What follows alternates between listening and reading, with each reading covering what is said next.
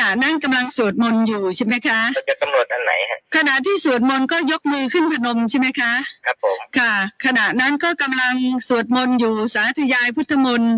ยกตัวอย่างเช่นนะโมตัสสะภะคะวะโตอะระหะโตสัมมาสัมพุทธัสสะ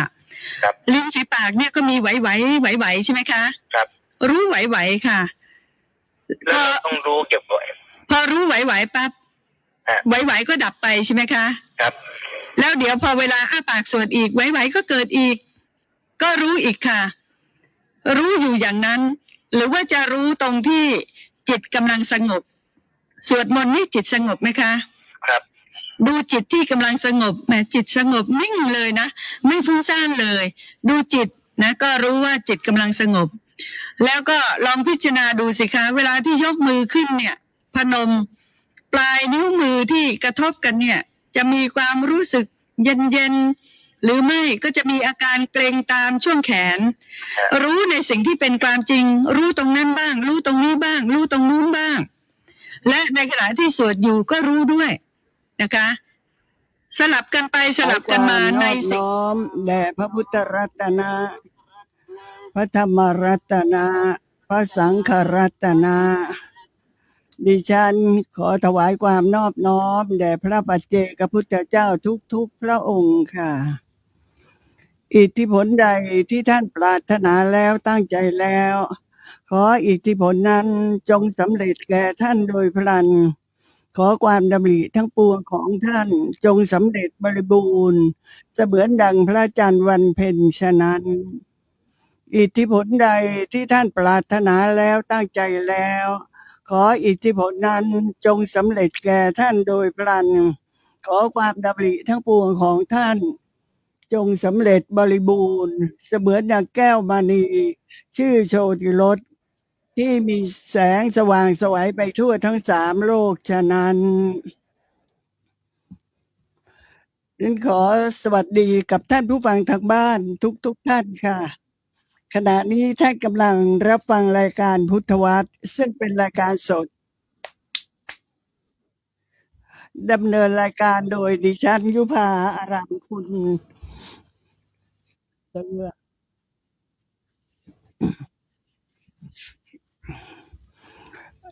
ถ้าท่านผู้ใดต้องการไต่ถามปัญหาธรรมะก็ขอเรียนเชิญนะคะเป็นต้นรายการนี้ค่ะและช่วงต้นรายการนี้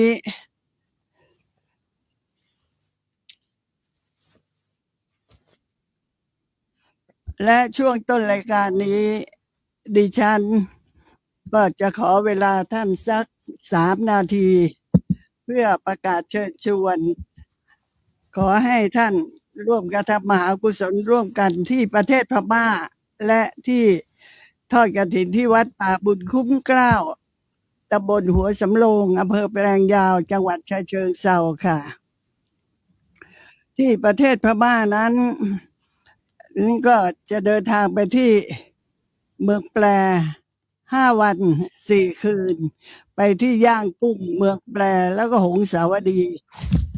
การเดินทางไปนั้นก็มีจุดประสงค์ที่จะกระทำมหากุศลตามที่ตั้งความปรารถนาไว้ว่าถ้ามีโอกาสมีเวลาชีวิตยังอยู่ก็จะขอกระทำมหากุศลเรื่อยไปเท่าที่สามารถจะกระทำได้ในครั้งนี้จึงได้ติดต่อกับบริษัทอิรวดีทัวร์เพื่อที่จะเดินทางไปที่ประเทศพม่านะก็ตกลงกันเรียบร้อยแล้วเราก็รับผู้ที่เดินทางไปครบตามจำนวนแล้วส่วนผู้ที่โทรศัพท์มาภายหลังก็หลายท่านทีเดียวค่ะที่รับไม่ได้นะคะเพราะว่าค่าทัวร์ทางเครื่องบินนะคะเขาขึ้นราคาอีกจากราคาที่ตกลงกันไว้ก็ตกลงกันไว้แค่นี้พอเราจะเพิ่มคนไปอีกเขาก็บอกเขาว่าต้องเพิ่มค่าใช้จ่ายเราก็เลยตัดสินใจไม่ไปเฉพาะเท่าที่ จองไว้ในเบื้องต้นเท่านั้นเหมือนที่ได้กล่าวไปแล้วในครั้งนั้นนะคะ ถึงแม้ว่าเราจะไปกันเป็นจำนวนน้อย เพราะเราไม่อาจที่จะไปรับการขึ้นราคาของเครื่องบินได้ ข้าวของก็ขึ้น โอ้โหขึ้นหน้าดูเลยค่ะ แต่เอาเถอะถือว่าคราวนี้เป็นครั้งสุดท้ายแล้ว ที่จะกระทำอย่างนี้ กระทำอย่างนี้กระทำยังไง ก็เพื่อเดินทางไปที่ประเทศพม่าเนี่ยจะไปถวายพระไตรจีวรเครื่องกัปปิยพันธ์นี่แหละ ถวายพระตาหารถวายรองเท้า แก่ภิกษุสงฆ์สามเณรที่ท่านทั้งหลายเหล่านี้ก็ศึกษาเล่าเรียนกันทุกรูปทีเดียวค่ะเรียกว่าเรียนกันส่วนใหญ่ก็ไม่ศึกแล้วค่ะส่วนใหญ่นะไม่ศึก ก็ศึกษาเล่าเรียนทั้งพระพิธรรมพระสูตรพระวินัย เรียนครบเลย 84,000 พระธรรมขันธ์มีบาลีด้วย มีอัตถกถาด้วยดีกามหาดีกา อย่างนี้เป็นต้น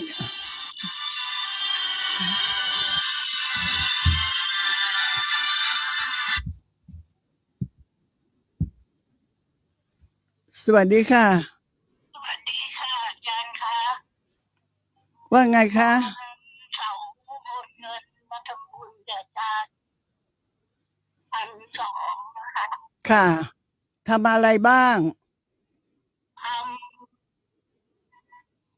บุญค่าสถานี500 ค่ะ แล้วก็ร่วมทำบุญแด่อาจารย์ไปพม่า700นะคะ ค่ะ ขอชื่อนามสกุลด้วยค่ะ ชื่อ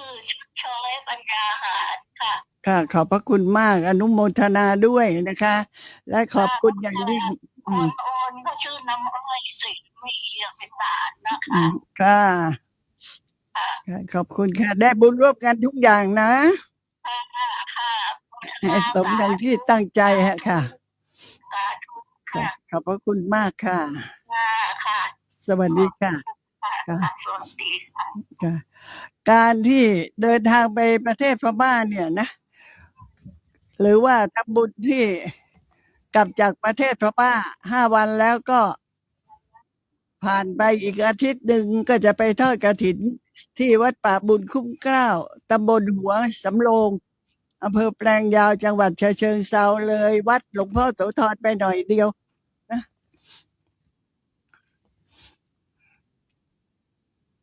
เลยบอกบุญสักทีเดียวเลย 2 งานใหญ่ นอกจากถวายพระไตรจีวร รองเท้าก็สั่งตัดนะของพระภิกษุสงฆ์สามเณรเนี่ยเขาไม่ให้ใส่รองเท้ามั่วซั่วว่าของใครก็ได้ นี่เขาต้องสั่งตัดเลย ของพระของเนรของแม่ชีของแม่ชีก็เช่นเดียวกันเนี่ยเราก็ต้องถวายมอบเราก็ต้องมอบผ้าตัดชุดแม่ชีจากเมืองไทยนี่เลยล่ะตอนต้นว่าชุดหนึ่งใช้9 หลา นี่ เห็นบอกว่าต้องใช้ถึง10 หลา 10 หลาก็10 หลาค่ะชุดหนึ่งมีรองเท้าด้วย แล้วก็ถวายอาหารให้รับทานกันด้วยนะคะแม่ชีที่สำนักเรียนของแม่ชีเมืองแปล ของแม่ชีนี่มีของมากกว่า มีของเยอะกว่า เพราะว่าผู้หญิงนะจุกจิกของที่จำเป็นนะเราก็ช่วยกันนะคะ นอกจากนั้นก็ห่มผ้าพระมหาเจดีย์ที่ประดิษฐานพระบรมสารีริกธาตุของพระผู้มีพระภาคเจ้าที่พระมหาเจดีย์บอบจีพระมหาเจดีย์ออกเมียนพาหุ พระมหาเจดีย์พญาจี3 แห่งเนี่ยเป็นพระมหาเจดีย์ที่เก่าแก่อายุกว่า 2,000 ปี อายุกว่า 2,000 ปีนะมีผ้าเนื้อดีสีทองนะต้องพูดว่าผ้าเนื้อดีสีทองสวยจริงๆก็ตกลงสั่งซื้อมา 600 ชุด 600 หลา ผ้านะ600 หลาเป็นผ้าเนื้อดีสีทองเลย แล้วก็มีเครื่องบูชาต่างๆเครื่องบูชานี่ยังติดต่อที่เครื่องบูชาที่เคยนำไปบูชานะ เครื่องบูชาเราก็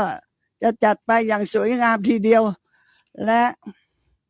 เมื่อไปถึงที่นั่นแล้ว เราก็จะต้องถวายผ้าไตรจีวร ถวายผ้าไตรจีวรเบื้องหน้า พระมหาเจดีย์บบบจีนะเพราะว่าพระมหาเจดีย์เหล่านี้ประดิษฐานพระบรมสารีริกธาตุของพระผู้มีพระภาคเจ้าไว้ ก็เหมือนกับการถวายผ้าไตรจีวรแก่พระพุทธองค์นั่นเองนะคะ เหมือนดังที่ได้มีพระดำรัสรับสั่งเอาไว้นะ นอกจากนั้นก็ไปพระมหาเจดีย์เมืองหงสาวดีนะซึ่งรับสั่งให้สร้างพระมหาเจดีย์องค์นี้ขึ้นมา สวยค่ะสวยมากนะแต่ก็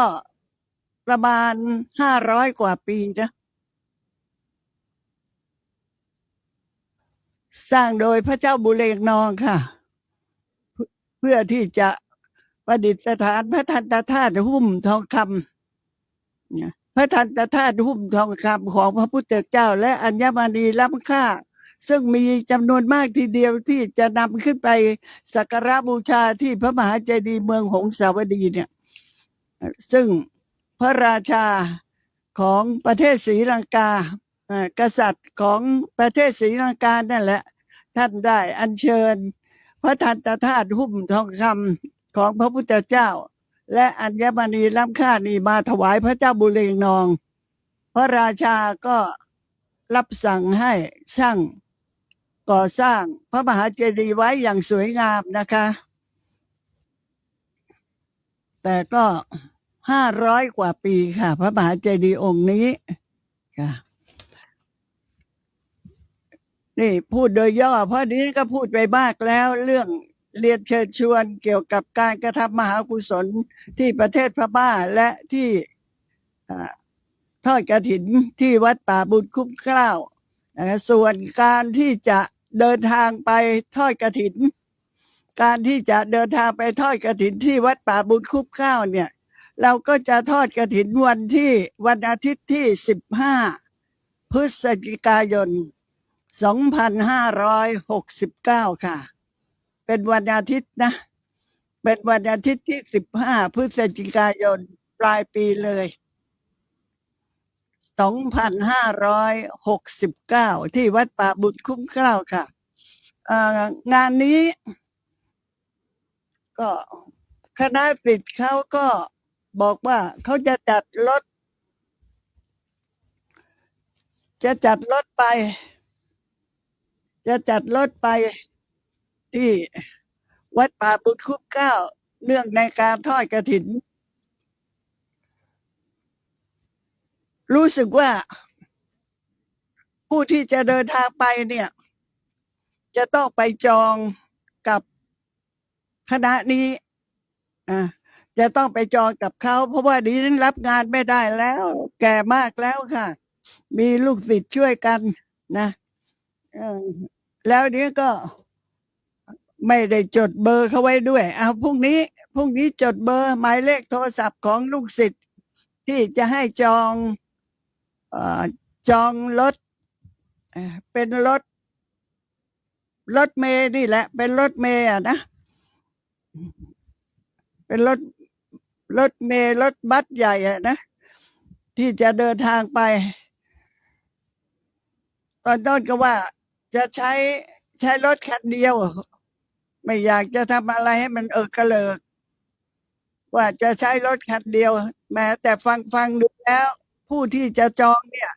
ดูว่าก็หลายคนก็พูดเป็น2 รายการว่าถ้าคันเดียวเต็มก็จะจัดอีกคันหนึ่งแต่ว่าต้องไปจองแล้วคณะลูกศิษย์เนี่ยค่ะไว้ใจได้นะไม่ใช่ทำมาหากินหรอก ไม่ใช่ทำมาหากินอย่างเก่งท่านก็จะต้องช่วยค่ารถค่าน้ำมันอะไรอย่างเงี้ยนะไปลงชื่อเอาไว้ เพื่อที่จะจองวันทอดกฐิน ถ้าไม่ลงชื่อเอาไว้นี่เสียหายเยอะ เสียหายหลายล้านเลย เพราะว่าบางคนจองแล้ว พอไปชอบใจอีกวัดหนึ่งก็ไม่ไปละนะจะไปวัดนู้นจะไปวัดนี้ เพราะฉะนั้นเวลาจองต้องลงชื่อแล้วอาจจะมีการอะไรช่วยค่ารถค่าน้ำมันด้วยมั้งนะเอาไว้ติดต่อคุยกับเขาพรุ่งนี้ถ้าค่ะพรุ่งนี้เนี่ยจะเอาหมายเลขโทรศัพท์มาบอกกับท่าน ส่วนการที่จะร่วมบุญกับดิฉันเกี่ยวกับเรื่องงานกุศลที่ประเทศพม่าเนี่ยนะท่านโอนเงินผ่านมาทางธนาคารกรุงเทพค่ะโอนเงินผ่านมาทางธนาคารกรุงเทพได้แล้วนะเพราะว่านี้เริ่มซื้อของแล้วนะโอนเงินมาที่หมายเลข16174222ทบทวนอีกครั้งนะคะโอนเงินมาเพื่อทำบุญร่วมกันที่ประเทศพม่าและงานทอดกฐินค่ะโอนเงินผ่านมาทางธนาคารกรุงเทพเลขบัญชี16174222ค่ะและถ้าท่านต้องการที่จะคุยกับดิฉันเดี๋ยวนี้ก็ขี้ลืม ถ้าท่านต้องการคุยกับดิฉันก็ขอให้เป็นจบรายการทุกวันนั่นแหละ จบรายการนะ5 โมงเย็นไปแล้วเนี่ย โทรศัพท์มาได้ที่หมายเลข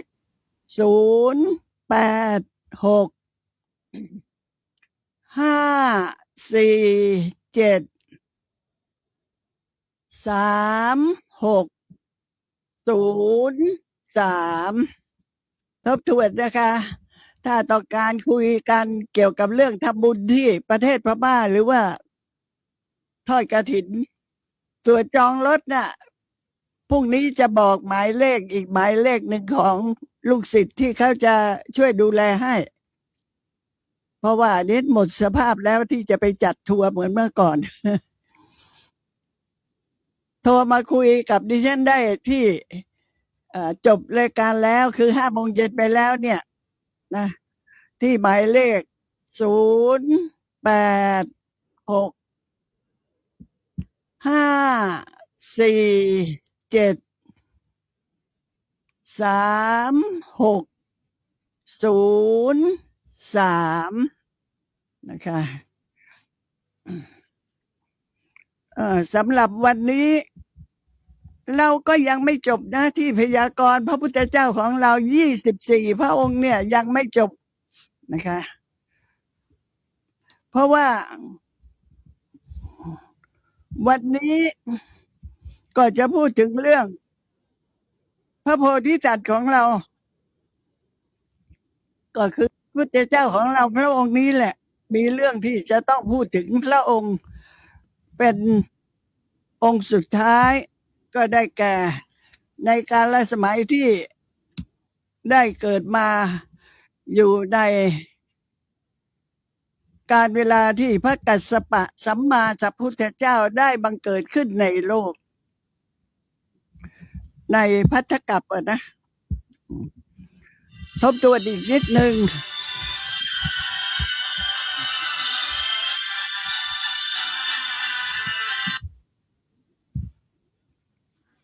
สวัสดีค่ะสวัสดีค่ะอาจารย์คะหนูขออนุญาตเรียนถามอาจารย์ก่อนค่ะเชิญค่ะอาจารย์คะคือพระพุทธเจ้าของเรานะคะคือหลังจากที่ได้รับการพยากรณ์จากพระพุทธเจ้าทีปังกรนะคะคือท่าน พุทธเจ้าแต่ละพระองค์เนี่ยค่ะท่านทำบุญทำกุศลแล้วท่านก็ตั้งความปรารถนาต่อหน้าพระพุทธเจ้าแต่ละพระองค์เนี่ยค่ะแล้วท่านน่ะเปล่งวาจาออกมาต่อหน้าพระพุทธเจ้าเลยใช่ไหมคะอาจารย์ ก็ตอนที่ธรรมสโมทานครบถ้วนบริบูรณ์นั่นแหละท่านจึงเปล่งวาจาออกมาแล้วได้รับพยากรณ์เฉพาะหน้า เฉพาะพระพักตร์ของพระพุทธเจ้าเลย แต่ถ้ายังอัฏฐธรรมสโมทาน8ประการนี้ยังไม่ครบถึงจะขอพระพุทธเจ้าก็ยังไม่พยากรณ์ค่ะ คือหมายถึงว่าหลังจากที่พบพระพุทธเจ้าพระทีปังกรแล้วเนี่ยค่ะ ค่ะ แต่ละพระองค์เนี่ยค่ะ ที่พบ คือถ้าท่านไม่ครบนี่ก็คือท่านก็ไม่พยากรณ์หรอคะอาจารย์ หรือว่าแต่ละพระองค์ก็พยากรณ์ท่านทุกพระองค์นะคะที่พยากรณ์24พระองค์เนี่ยนะ24พระองค์เนี่ยเฉพาะพระพักตร์ทางนั้นเลยเฉพาะพระพักตร์พระพุทธเจ้านับตั้งแต่พระทีปังกรพุทธเจ้าเป็นองค์ที่หนึ่งเลยอ๋ออาจารย์คะคือต่อหน้าพระพักตร์เนี่ยก็คือท่านเปล่งวาจาออกมาต่อหน้าพระพักตร์คือขอเป็นพระพุทธเจ้าอีกพระองค์หนึ่งอย่างเนี้ยนั่นแหละอาจารย์คะคำเนี้ยหนูฟังแล้วคือศักดิ์สิทธิ์มากนะคะอาจารย์หนูอยากฟังอีกอย่างเนี้ยค่ะ เราพูดกันทีเป็นเดือนนะเอาตรงนี้เอาแต่พระนามของพระพุทธเจ้า24พระองค์ก่อนแล้วกันตอนนี้โอ้ยังมีอนาคตวงศ์ที่น่าฟังอีกนะค่ะคำที่ท่านบอกว่าขอเป็นพระพุทธเจ้าอีกพระองค์หนึ่งแล้วจะให้ผู้อื่นคนทุกตามด้วยอะไรอย่างเนี้ยนะคะอาจารย์ค่ะอาจารย์เนี่ยนะค่ะ เดี๋ยวนี้จะพูดนามพระพุทธเจ้าพระนามของพระพุทธเจ้าที่ทรงพยากรณ์พระโพธิสัตว์ของเราว่าสืบต่อไปในอนาคตการนู้นนะจะได้บรรลุเป็นพระอรหันตสัมมาสัมพุทธเจ้าทรงพระนามว่าพระโคตมะต่างๆเหล่านี้เป็นต้นนะมีพระนามนี้จะเรียงองค์แรกให้เลยนะว่าใครบ้างนะองค์ที่หนึ่งนี่เป็นพระทีปังกรพุทธเจ้าองค์ที่สองเป็นพระโกณทัญญะพุทธเจ้าองค์ที่สามเป็นพระมังคละพุทธเจ้าองค์ที่สี่เป็นพระสุมาณะพุทธเจ้าองค์ที่ห้าเป็นพระเลวัตะพุทธเจ้าองค์ที่หกเป็นพระโสพีตะพุทธเจ้าองค์ที่เจ็ดเป็นพระอโนมาทัสสีพุทธเจ้าองค์ที่แปดเป็นพระปทุมะพุทธเจ้าองค์ที่เก้าเป็นพระนาราธพุทธเจ้าองค์ที่สิบก็เป็นพระปทุมุตตระพุทธเจ้าองค์ที่11เป็นพระสุเมธะพุทธเจ้าองค์ที่12ก็เป็นพระสุชาตะพุทธเจ้าองค์ที่13พระปิยทัสสีพุทธเจ้าองค์ที่14อัฏฐทัสสีพุทธเจ้าองค์ที่15ธรรมทัสสีพุทธเจ้าองค์ที่16สิทธัตถะพุทธเจ้าองค์ที่17ติสสะพุทธเจ้าองค์ที่18ปุจสะพุทธเจ้าองค์ที่19วิปัสสีพุทธเจ้าองค์ที่20สิขีพุทธเจ้าองค์ที่21เวสภูพุทธเจ้าองค์ที่22กุกุสันทะพุทธเจ้าองค์ที่23โกนาคมานะพุทธเจ้าองค์ที่24กัสสปะพุทธเจ้าถ้านับพระผู้มีพระภาคเจ้าของเราโคตมะต้องเป็นองค์ที่25ค่ะนะค่ะอาจารย์คะแล้วอย่างพระพุทธเจ้าที่ท่านคือที่บอกว่าแต่ละกับที่จำเยพระพุทธเจ้า1พระองค์3พระองค์อย่างมัน ถ้ากลับนี่คือหนึ่งพระองค์นะคะอาจารย์สารกับอะไรอย่างเนี้ยค่ะ ใช่ใช่ใช่แต่ของพระพุทธเจ้าของเราที่จะตรัสรู้องค์เนี้ยนะเรียกว่าเรียกว่าอะไรนะอืม สารกับเหรอคะ พัทธกับพัทธกับพัทธกับนี่เอ่อมีพระพุทธเจ้าพระองค์แรกเลยใช่ไหมกักุสันทะโกดาคมานะ แล้วก็พระกัสสปะ แล้วก็พระโคตมะส่วนองค์ที่5นั่นแหะคือพระศรีอาริยะนี่ต้องไปพูดเอาอนาคตวงศ์ ค่ะอาจารย์คะคืออย่าง5 พระองค์เนี่ยคืออยู่ในพัทธกับเดียวกันเนี่ยค่ะอาจารย์ ใช่ หนูคืออย่างชื่อที่ลงท้ายเนี่ยค่ะจะลงท้ายด้วยสระอะเหมือนกันอย่าง5 พระองค์เนี่ยท่านก็จะลงท้ายด้วยสระอะกะกุสันทะโกนา คมานะ กัสสปะ กัสปะ โคตมะศรีอาริยะ เมตไตร ค่ะ แล้วอาจารย์คะอย่างพระพุทธเจ้าอย่างปิยทัศสีอัฏฐทัศสี ธรรมทัศสี ใช่ใช่ อันนี้ก็คือกับพัทรกับ อันนี้เขาเรียกว่าอะไรนะคะ ที่จริงแล้วนิดยังไม่เคยสังเกตเลยนะว่าถ้าลงสระอาหรือสระอีอะไรนี่นะยังไม่เคยสังเกตว่าอ๋อเขาเรียกกลับนั้นว่าอย่างไงคือรู้ว่าถ้าพัทธกับเนี่ยนะมีพระพุทธเจ้า5 พระองค์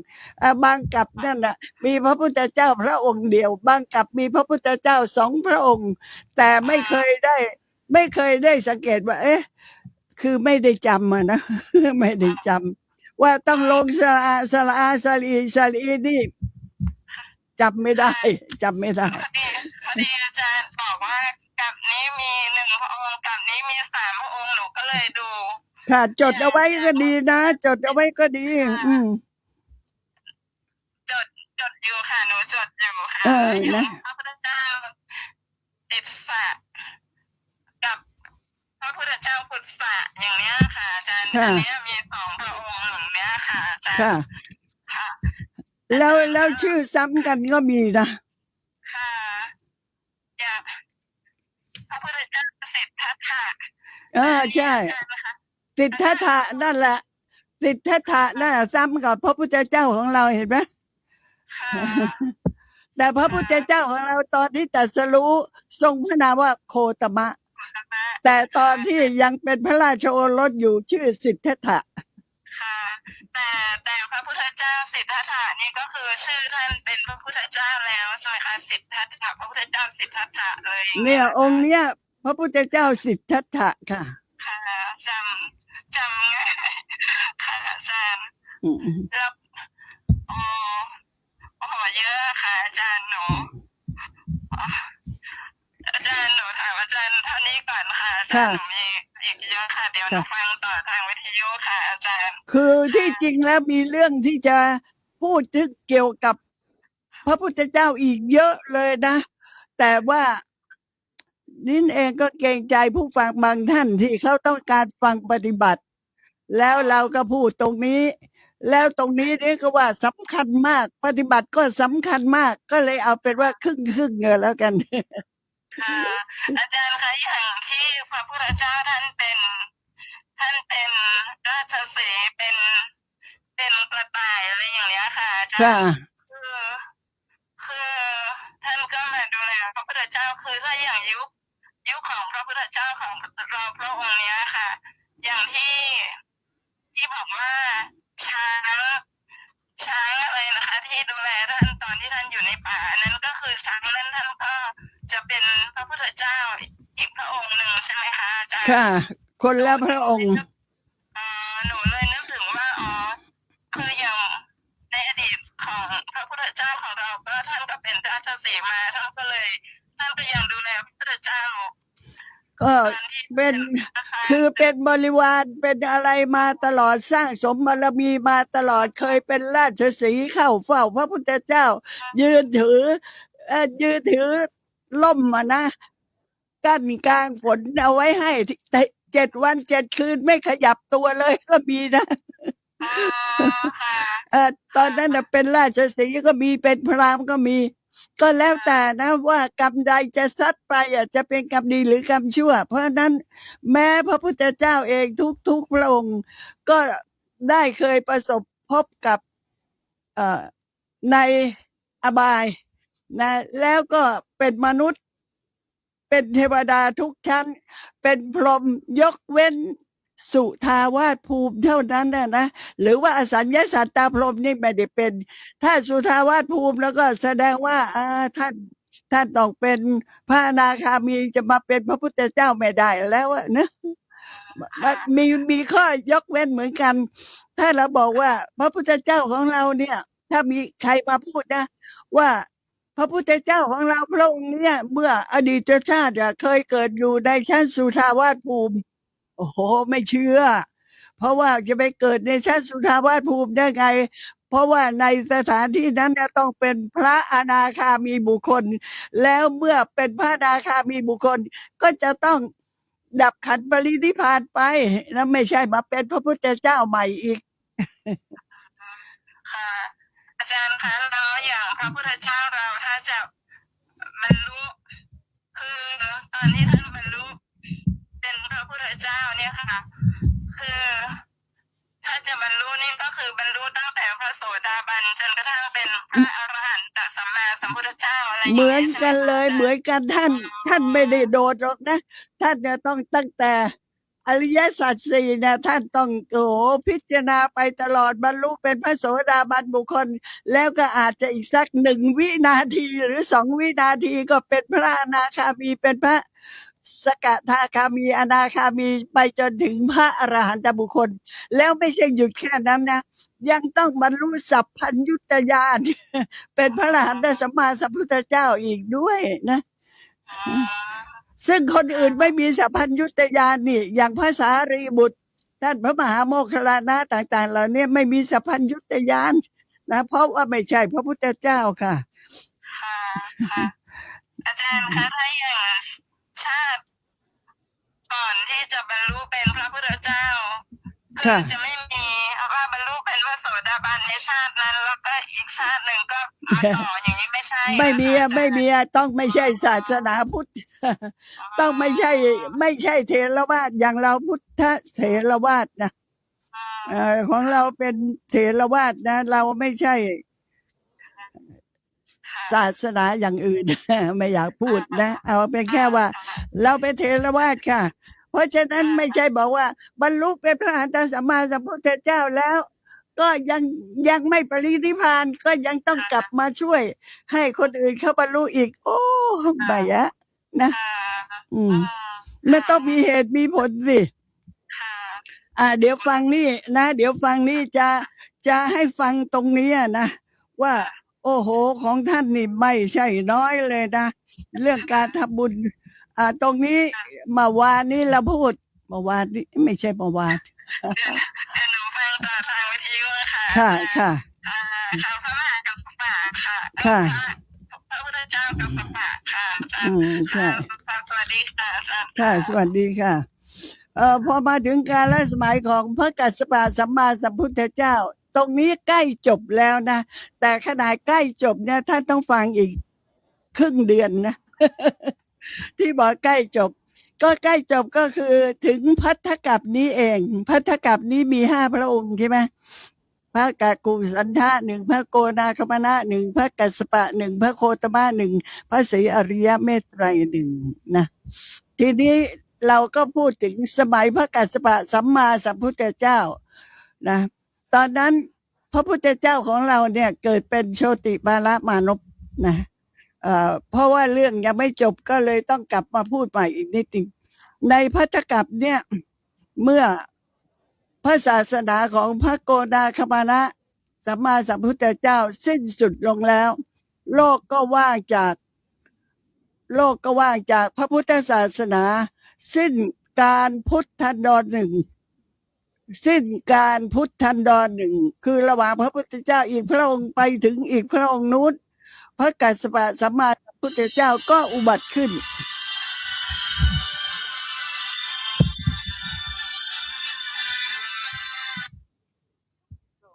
ดีค่ะอาจารย์ค่ะ ค่ะ สวัสดีค่ะ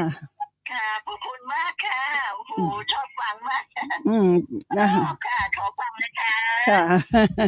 ค่ะขอบคุณค่ะ ค่ะ สวัสดีค่ะ ขอบคุณเป็นของเลยค่ะ ค่ะ ขอบคุณค่ะสาธุสาธุ มุทนาค่ะเราจะพูดถึงองค์สุดท้ายที่พยากรณ์พระพุทธเจ้าของเราว่าจะได้บรรลุเป็นพระอรหันตสัมมาสัมพุทธเจ้าสืบต่อไปในอนาคตการในภัททกัปนี้แหละเนี่ยพอบอกภัททกัปนี้ แล้วเอ่ยชื่อพระกากุสันธาพระโกนาคมณะพระกัสสปะพระโคตมะพระสยริยะ ก็ขอให้ทราบว่าเนี่ยสุดท้ายแล้วสุดท้ายที่จะพูดถึงว่าทรงสั่งสมบารมีมามากทีเดียวก็ในภัททกัปเนี่ยเมื่อพระศาสนาของพระโกนาคมณะสัมมาสัมพุทธเจ้าช่วยวางโทรศัพท์หน่อย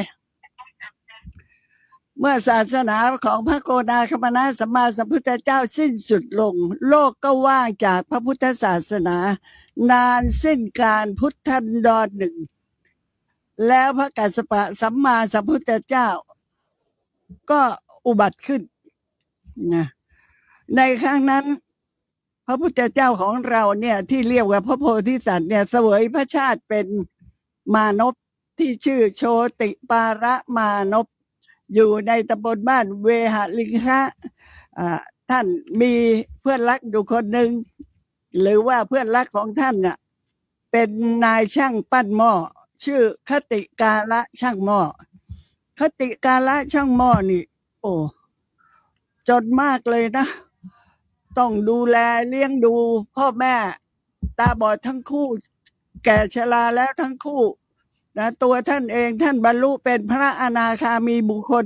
แต่ท่านไม่สามารถที่จะออกบวชได้เลยเพราะว่าต้องดูแลพ่อแม่ซึ่งแก่ชราแล้วทั้งคู่และตาบอดทั้งคู่แต่ก็มาเป็นอุปถากชั้นยอดของพระกัสสปะสัมมาสัมพุทธเจ้าตรงนี้อยากจะบอกว่าคติกาละช่างหม้อเนี่ยปั้นหม้อขายแต่ไม่ได้เอาเงินนะปั้นหม้อแลกข้าวปั้นหม้อแลกข้าวไปหาดินที่ไม่มีไปหาดินที่ไม่มีตัวสัตว์อยู่ในนั้นไม่ใช่ว่าตรงนั้นมีไส้เดือนเยอะมีสัตว์เล็กสัตว์น้อยเยอะไปขุดเอามาปั้นหม้อไม่ทำอย่างนั้นนะไปหาที่ไม่มีตัวสัตว์ไม่มีไส้เดือนอะไรต่างๆเหล่านี้เลยขุดดินมาพอตากได้ที่แล้วก็มาปั้นหม้อเล็กหม้อใหญ่หม้อกลางนะเป็นแกงจืดเป็นหม้อข้าวอะไรเงี้ยปั้นแล้ววางไว้นะพอเผาเสร็จเรียบร้อยก็วางไว้ใครจะเอาหม้อก็มาเลือกเอาตามใจเลยไม่ต้องให้เงินนะแต่ว่าขอให้ทราบว่าครอบครัวเขาจนมากทีเดียวถ้าเอาของเขาไปเนี่ยเขาขอข้าวขอถั่วขอข้าวขอถั่วขอน้ำตาลน้ำมันอะไรพวกนี้เพื่อที่จะได้ทำอาหารให้พ่อแม่เขากินนะดังนั้นใครอยากจะได้หม้อกี่ใบก็มาเลือกเอาไปแล้วก็จะเอาน้ำมันมาแลกไปเอาถั่วเขียวถั่วเหลืองถั่วแดงหรือจะเอาข้าวสารเกลืออะไรพวกเนี้ยมาเอาไปแลกไปแล้วแต่จะให้นะจะเอาหม้อไปสัก5 ใบเอาเกลือมาให้สักกำมือหนึ่งยากจนต่อยากจนด้วยกันก็ไม่ได้ว่าอะไรนะท่านก็ทำงานของท่านให้เห็นว่าคติกาละช่างหม้อเนี่ยนะ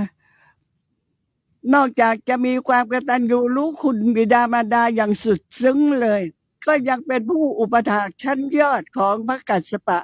สัมมาสัมพุทธเจ้าอุปถากดีที่สุดเท่าที่จะดีได้นะเท่าที่มีอยู่ที่จะดีได้พระพุทธเจ้าทรงทราบทุกอย่างทรงสรรเสริญว่าคติกาละนี่แหละเป็นบุคคลผู้ที่เป็นยอดแห่งผู้อุปถากละนะคติกาละมีความผูกพันรักใคร่กับโชติปาละโชติปาละนี่เป็นพราหมณ์โอ้รวยมากเลย ครอบครัวของคติกาละเดี๋ยวครอบครัวของคติการะช่างหม้อจนมากเลยส่วนครอบครัวของโชติปาละมานพนั่นรวยมากเลยนะแล้วเป็นพราหมณ์มีวิชาความรู้มากเรียนเรียนเรียกว่า เรียนรู้แม้กระทั่งจะทำนายทายทักพุทธลักษณะของพระพุทธเจ้าได้ว่าอย่างนั้นนะแต่ถือตัวมากถือตัวเย่อหยิ่งจองหองอวดดีดูถูกเหยียดหยามนะ เนี่ยให้เห็นว่าถ้าเราฟังเรื่องนี้นะถ้านี้มีเวลานี้คงจะพูดละเอียดมากแหละแต่ตอนนี้เวลาเหลืออีกนิดเดียวค่อยๆพูดไปเพื่อให้รู้ว่า โชติปาละมานพกับคติการะช่างหม้ออีกคนรวยสุดๆอีกคนจนสุดๆนะ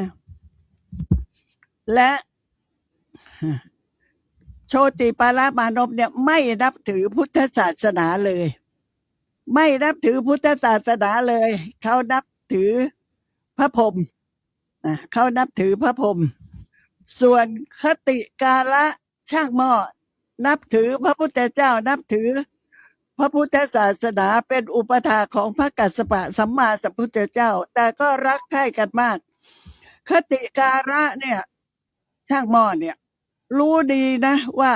โชติปาละเนี่ยเป็นคนที่มีบุญมากนะหน้าที่จะสั่งสมบารมีให้เต็มที่และ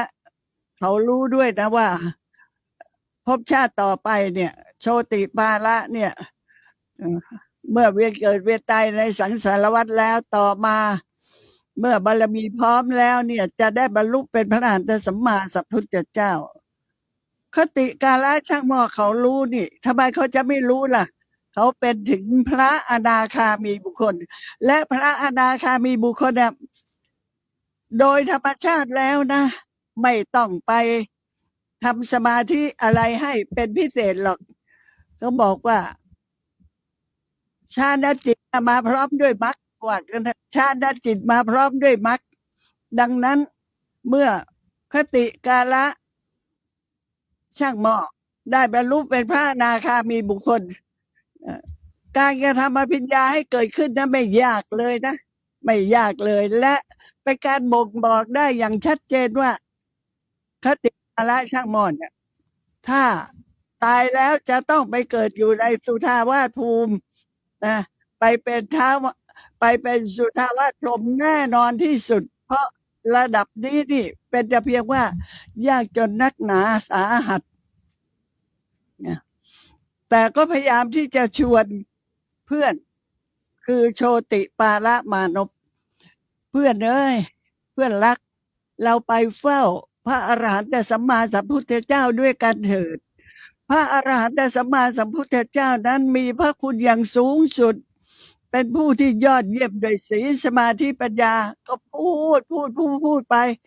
เพื่อนเอ้ยเราไปเฝ้าพระพุทธเจ้าด้วยกันเถิด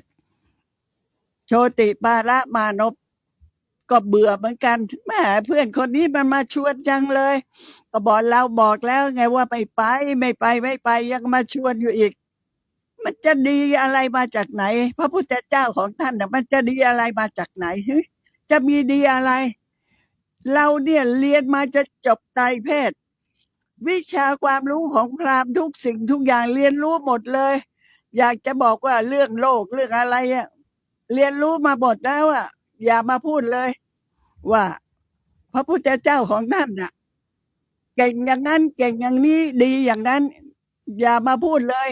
เราไม่ต้องการไปหาหรอกเพราะว่าเรามีความดี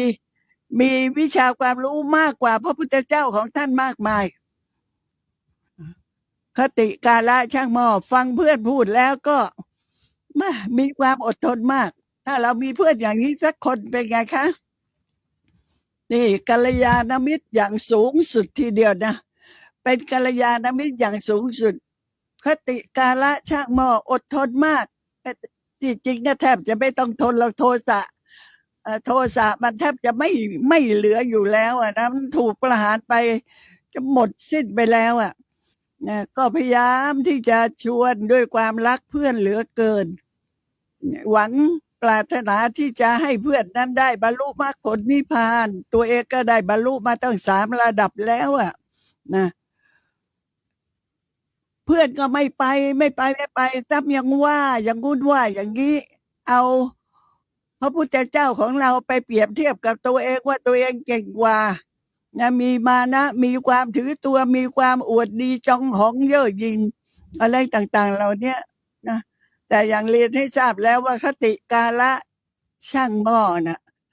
ถึงแม้ว่าจะยากจนข้นแค้นแสนสาหัส โทสะก็แทบจะไม่เหลือเลยนะ ก็แทบจะไม่เหลือเลยอ่ะนะ เพราะว่าได้ประหารกิเลสไปเป็นสมุทเฉทประหาร เยอะแยะเหลือนิดเดียวเท่านั้นน่ะจะว่าไม่เหลือเลยก็ไม่ได้อยู่มาวันหนึ่ง คติการะช่างหม้อคิดว่าวันนี้แหละจะต้องชวนเพื่อนไปให้ได้ ก็เลยบอกว่าเพื่อน เราไปอาบน้ำกันดีกว่านะไปอาบน้ำกันไปสระผมกันเนี่ยน้ำในแม่น้ำจะเป็นแม่น้ำยมุนาหรือว่าจะเป็นแม่น้ำคงคาก็แล้วแต่นะแม่มันใสสะอาดอาบแล้วนี่มันจะได้ชื่นอกชื่นใจไปสระผมกัน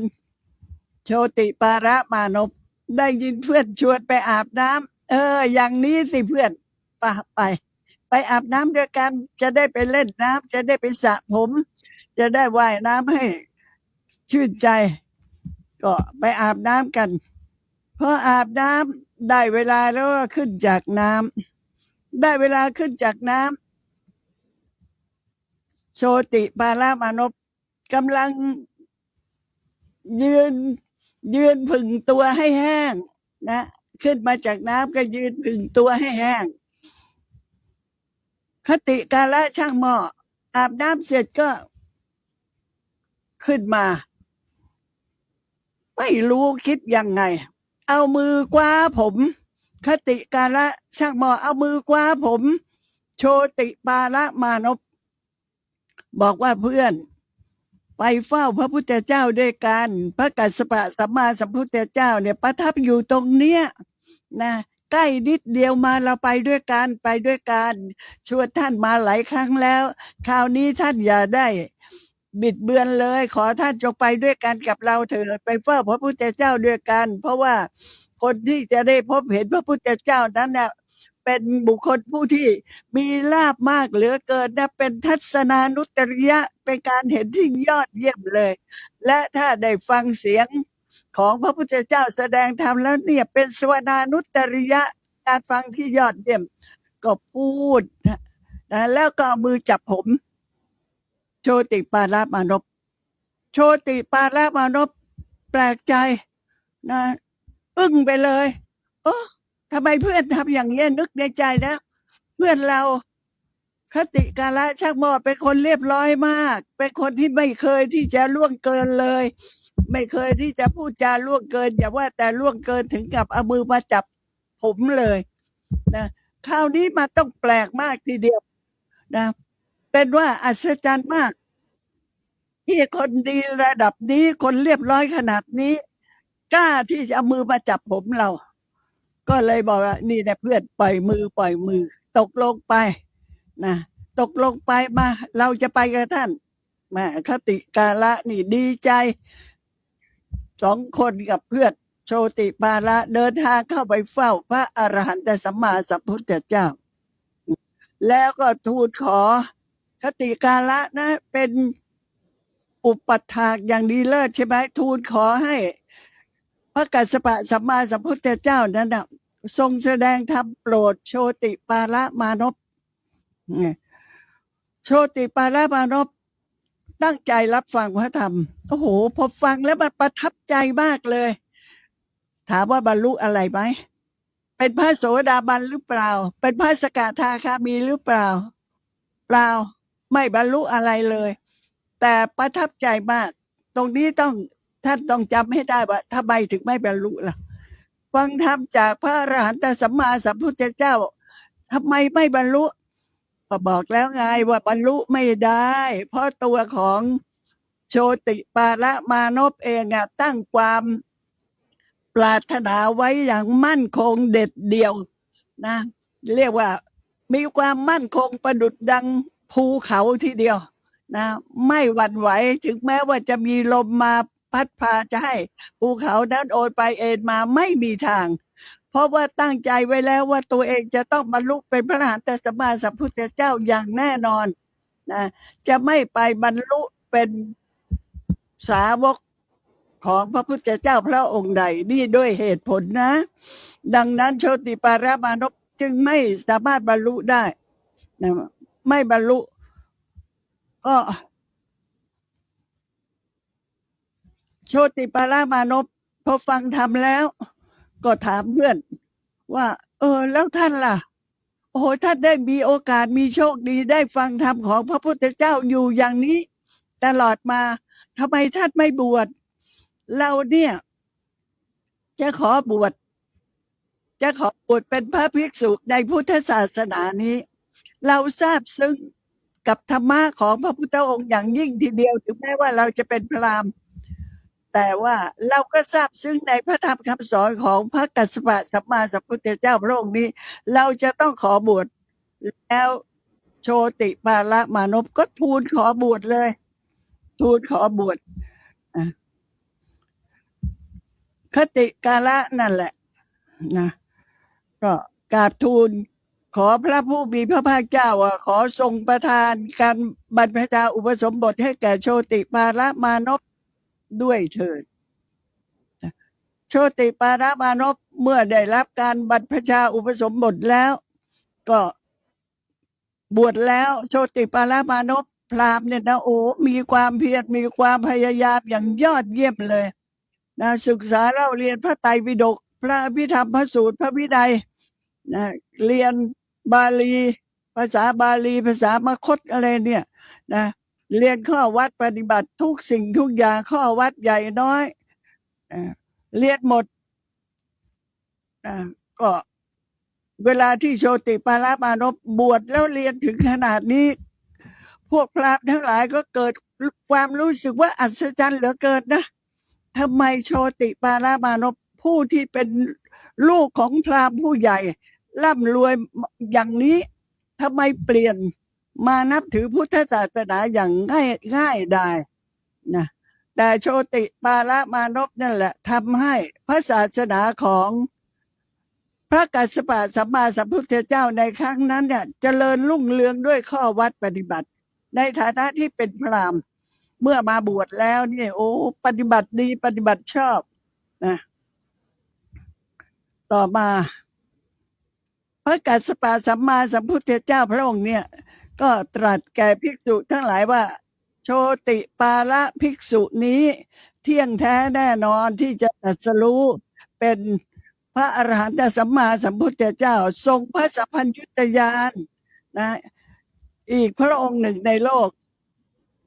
ทรงพระนามว่าสมเด็จพระศรีสักยมุนีโคดมในอนาคตการนู้นในสมัยเมื่อพระศาสนาของเราเสื่อมสิ้นหมดไปแล้วนับตั้งแต่ลำดับองค์ที่สี่ในภัตตกัปนี้พระตถาคตเจ้าก็จักประทับนั่งณควงไม้อัชปาละนิโคตก็คงจะจบเพียงแค่นี้ก่อนนะคะเพราะว่าเวลาหมดแล้วค่ะมีผู้โทรเข้ามาทางโทรศัพท์ทั้งที่นี่กำลังพูดอยู่เนี่ยไม่มีปากออกไปรับโทรศัพท์ได้เลยนะพรุ่งนี้พบกันใหม่ค่ะพรุ่งนี้พบกันใหม่นะสวัสดีค่ะทุกท่าน